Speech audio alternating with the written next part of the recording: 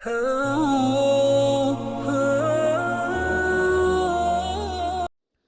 کی یہاں بات آئی کہ تم میرا شکر کرو نہ شکری نہ کرو. سورہ نساء میں آگے چل کے آئے گا کہ میرا شکر کرو. اللہ تمہیں عذاب دے کر کیا کرے گا اگر تم میرے شکر گزار بن جاؤ گے. اللہ تعالیٰ فرماتا ہے اور جو میرا شکر گزار بنے گا میں اسے مزید دوں گا. شکر کی ڈیفینیشن یہ نہیں ہے کہ آپ نے کوئی الحمدللہ کی تسبیح پڑھ لینی ہے, وہ ثواب اپنی جگہ ہے. شکر کی ڈیفینیشن یہ ہے کہ پریکٹیکلی شکر نظر آنا چاہیے. آپ کو اگر کوئی شخص نعمت دیتا ہے, کوئی گفٹ دیتا ہے, تو وہ یہ خواہش کرتا ہے کہ میں نے جو اس کو گفٹ دیا اس کو یوز کرے. مجھے کئی لوگ بال پوائنٹ دے کے جاتے ہیں, جی لکھنا ہے جی اتنا, نہ لکھو, وہ تو کہتے ہیں بے قدری کی ہے. اللہ تعالیٰ نے جو ہمیں نعمتیں دی ہیں نا, تو اس کی ریکوائرمنٹ ہے اپنے بندوں سے کہ وہ ان نعمتوں کو ان کاموں میں کھپائے جو اللہ نے حکم دیا ہے, اور ان نعمتوں کو ان چیزوں سے بچائے جس سے اللہ نے منع کیا ہے. یعنی آنکھیں دی ہیں تو اللہ کی یہ خواہش ہے اپنے بندے سے کہ آنکھیں حرام کی طرف نہ اٹھیں. جب آپ نے حرام سے آنکھوں کو بچا لیا, آپ نے آنکھوں کا شکر ادا کر دیا. زبان کو حرام سے بچا لیا, زبان کا شکر ادا کر دیا. دل کو بچا لیا, دل کا شکر ادا کر دیا. جو بخاری مسلم میں حدیث ہے نا کہ آنکھیں بھی زنا کرتی ہیں, ہاتھ بھی زنا کرتے ہیں, پاؤں بھی زنا کرتے ہیں, دل بھی زنا کرتا ہے, شرمگاہ اس کی تصدیق کر دیتی ہے. دل میں جان بوجھ کے برا خیال ہے, اے تو آ گیا جھٹک دیا چھوڑ دیا, جان بوجھ کے نہ. پیٹ کا شکر یہ ہے کہ پیٹ میں حرام مال نہ جائے. پاؤں کا شکر یہ ہے کہ پاؤں حرام کام کی طرف نہ اٹھے. ہاتھ کا شکر یہ ہے کہ ہاتھ حرام کام کی طرف نہ بڑھے, نہ کسی پہ ظلم کے لیے نہ کمائی کرنے کے لیے. تو یہ سار ہے. تو اب اندازہ لگائیں کہ دنیا میں سب سے مشکل کام اگر کوئی ہے نا تو وہ شکر کرنا ہے. لوگ کیا کہتے ہیں جناب, پہلے خوب اللہ کا گلہ شکوہ کرتے ہیں, اپنا پورا غصہ نکالتے ہیں معاذ اللہ, اینڈ تک کہتے ہیں چلو جی جو دی مرضی, اللہ کا شکر ہے جی. پھر بھی تو جو اپنی روح راضی کرنی ہوتی ہے وہ کر لیتے ہیں, اور پھر اس کو نام صبر کا دے رہے ہوتے ہیں. حالانکہ بخاری میں حدیث ہے کہ صبر تو صدمے کے آغاز کے اوپر ہے. جب آپ نے اس وقت نہیں کیا تو پھر تو بات ختم ہو گئی. لے جی, صبر کا ذکر شکر کے ساتھ جڑا ہوا ہے, تو اگلی آیت بھی سن لیں, وہ اسی سے ریلیٹڈ ہے. یا ایھا الذین آمنوا استعینوا بالصبر والصلاۃ, اے ایمان والو مدد طلب کیا کرو صبر کے ذریعے اور نماز کے ذریعے. کس کی مدد؟ اللہ کی. ظاہر ہے شیخ عبد القادر جیلانی کی مدد تو نہیں طلب کرنی, مولا علی کی مدد تو نہیں طلب کرنی, اس سے اللہ کی. کیونکہ ساتھ یہ آ گیا ان اللہ مع الصابرین, بے شک اللہ صبر کرنے والوں کے ساتھ ہے.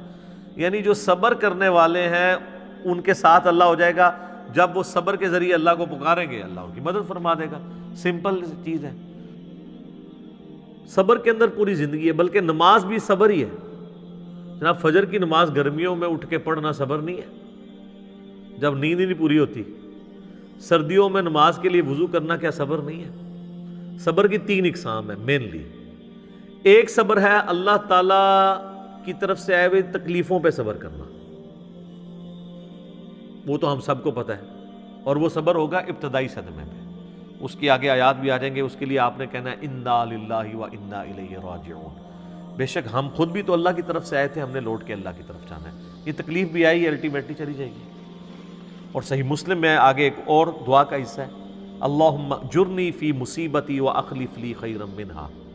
تو مسلم شریف کے الفاظ ہیں, جو یہ دعا پڑھ لے گا تو اللہ تعالیٰ اسے بہتر نعم البدل عطا فرمائے گا اس چھوٹ جانے والی چیز کے ایکویولنٹ. اس کا مطلب یہی ہے اللہم اجرنی فی مصیبتی, اے اللہ اس مصیبت میں مجھے اجر عطا فرما, واخلف لی خیرا منہا, اس سے بہتر میرے لیے خلیفہ مقرر کر دے, بہتر نعم البدل.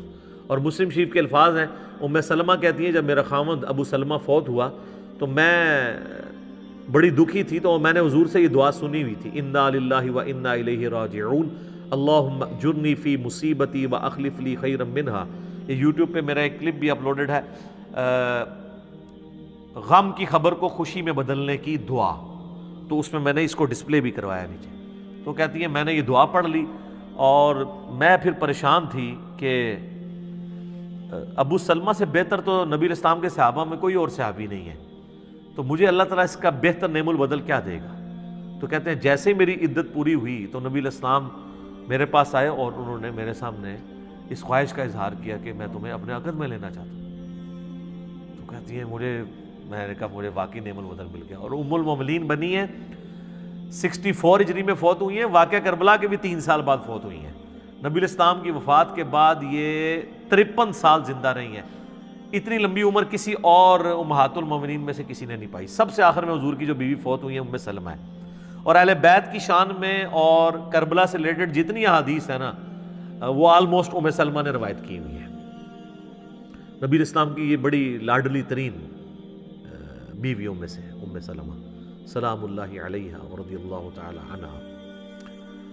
تو انہوں نے یہ دعا پڑھ لی تھی. تو وہ اس کا کچھ حصہ آگے آ بھی جائے گا. اللہ تعالیٰ نیک بندوں کی نشانی بتائے گا کہ وہ جب بھی ان پہ کوئی تکلیف آتی ہے تو وہ یہی کہتے ہیں انا للہ و انا الیہ راجعون. تو پہلا صبر ہے تکلیفوں پہ.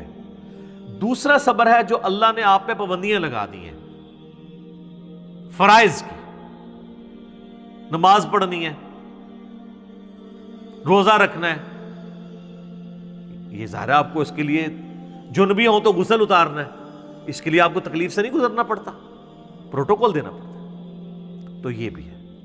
اور تیسرا صبر ہے حرام چیزوں سے بچنے پہ. آنکھوں کی حفاظت کرنا, اس کو حرام سے بچانا, اس کے لیے صبر کرنا پڑتا ہے. حرام کما کے راتوں رات امیر ہو جانا یہ تو آسان کام ہے, لیکن حلال کما کے روکھی سوکھی کھا کے گزارا کرنا اور اللہ سے ڈرنا کہ میں نے حرام کا لقمہ اپنے پیٹ میں نہیں جانے دینا, اس کے لیے آپ کو صبر کرنا پڑے گا. تو یہ 3 صبر ہیں. نمبر 1 اللہ کی طرف سے آئی ہوئی تکالیف پہ صبر. نمبر 2 اللہ نے جو آپ پہ فرائض لگائے ہیں ان فرضوں کو منوان اسی طریقے سے پورا کرنے میں جو تکلیفیں اٹھانی ہیں اس پہ صبر, چاہے وہ گرمیوں کے روزے ہوں اور سردیوں کے وضو ہوں اور گرمیوں کی فجر کی نماز ہو. اور تیسرا اللہ تبارک و تعالیٰ نے جو حرام سے بچنے کے لیے آپ کو ایمفسائز کیا ہے اور اٹریکشن بھی رکھ دی اس حرام کے اندر, تو صبر کرنا پڑے گا نا. اٹریکشن تو ہے ہر حرام چیز میں. مسلم شریف میں حدیث ہے اللہ تعالیٰ نے جنت کو ناگوار چیزوں سے ڈھانپ دیا ہے اور جہنم کو, دوزخ کو خوشگوار چیزوں سے ڈھانپا ہوا ہے. یعنی دنیا میں ہر خوشگوار چیز دوزخ کی طرف لے جاتی ہے اور ہر ناگوار چیز جنت کی طرف لے جاتی ہے. اب وہ ناگوار کی ہرڈلز جو عبور کرے گا نا تو جنت تک پہنچے گا. یہ ہے وہ چیز. اس پہ خیر گھنٹوں بولا جا سکتا ہے. میرا ایک لیکچر ضرور سنیں, میں نے ان ساری چیزوں کو اس میں بریف کیا ہے. مسئلہ 120 سورۃ الفرقان سے اللہ کے صحیح اولیاء کی 12 خصوصیات کیا ہیں وہ میں نے بیان کیے. اس میں میں نے کافی ساری حدیثیں بیان کی تھی. آج مان لی کہ میں ان کی طرف جاؤں, ان آیات کو کور کر لیتے ہیں.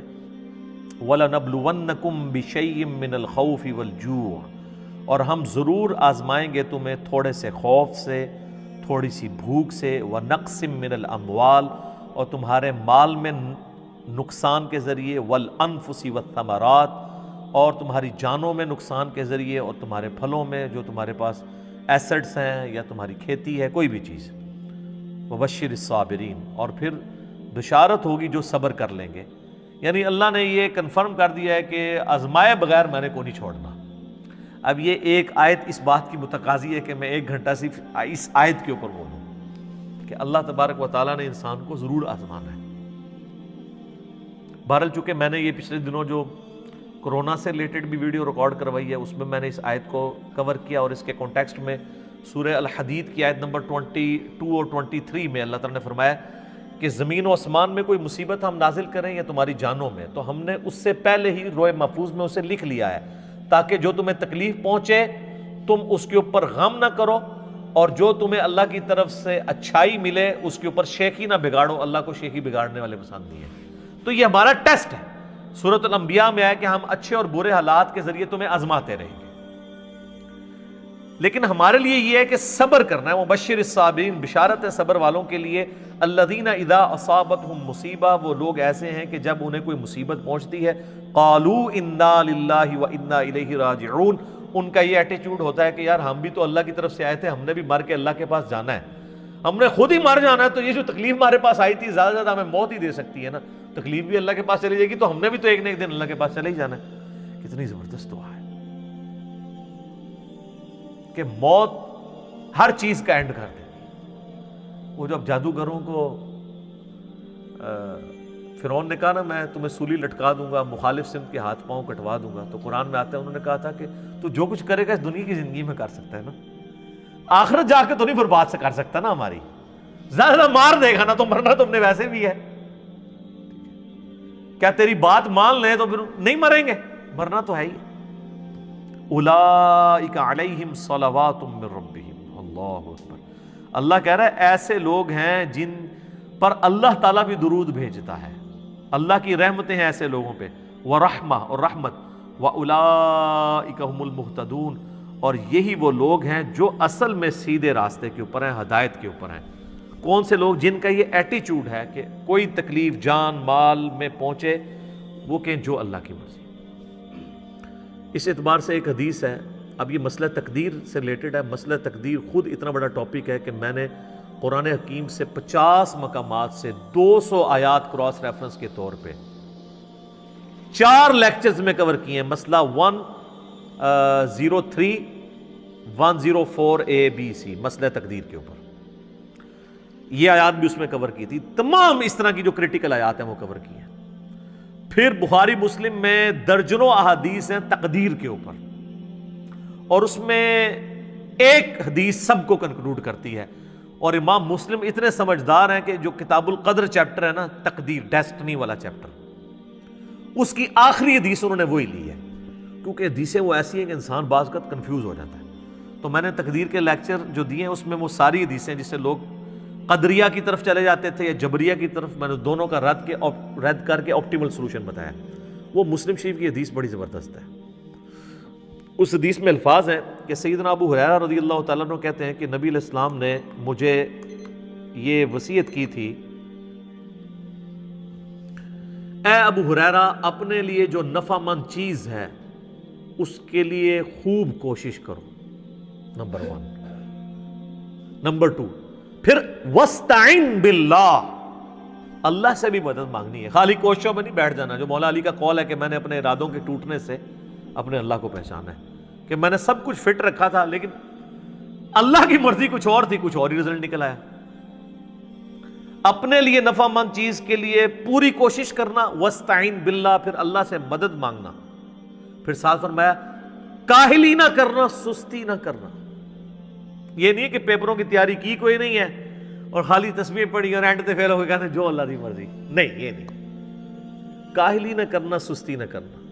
اس کے باوجود اگر رزلٹ تیرے خلاف آ جائے, تجھے نقصان ہو جائے, تو پھر یہ نہ کہنا کہ اگر میں یہ کر لیتا تو یہ ہو جاتا, اگر میں یہ کر لیتا تو یوں ہو جاتا. اگر مگر شیطان کا دروازہ کھول دیتا ہے.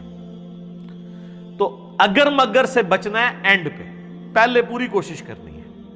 ایک کام کیا یہ اچھا, اس کا یہ مطلب نہیں ہے کہ آپ نے کرٹیکل انالیسز نہیں کرنا کہ مثلا اگر کوئی پاکستان نے کوئی مہم لانچ کی ہے اور اس میں ناکامی ہو گئی ہے تو اب وہ اس کے اوپر کوئی میٹنگ, جس نے F-16 گرا ہے تو آپ میٹنگ ہی نہ کال کریں. وہ کریں گے مستقبل میں بچنے کے لیے, وہ علیحدہ چیز ہے. اس پہ آپ صبر کریں گے. مستقبل کی تو اسٹریٹجی بنانی ہے. جو بخاری مسلم حدیث ہے, مومن ایک سوراخ سے 2 بار نہیں ڈسا جاتا. تو دوسری بار اسی لیے نہیں ڈسا جاتا کہ وہ انالائز کرتا ہے یار میرے پہلے بھی کام پہ ہے, ہوں دوبارہ نہ پہ جائے. وہ ایک علیحدہ چیز ہے, اس کو اس سے مکس نہیں کرنی. جو نقصان ہوا اس پہ کہنا ہے جو اللہ کی مرضی, کیونکہ سورۃ الحدید کیا ہے نمبر 22 اور 23 ہے کہ اللہ تعالیٰ نے تمہارے نصیب میں چیز لکھی ہے جو تمہیں پہنچنے والی ہے, تمہاری جان میں ہو یا پوری انسانیت کے لیے, وہ تمہیں تکلیف آنی ہے. تمہارا ایٹیچیوڈ یہ ہے کہ ان اللہ مع الصابرین, تم نے کہنا ہے انا للہ و انا الیہ راجعون.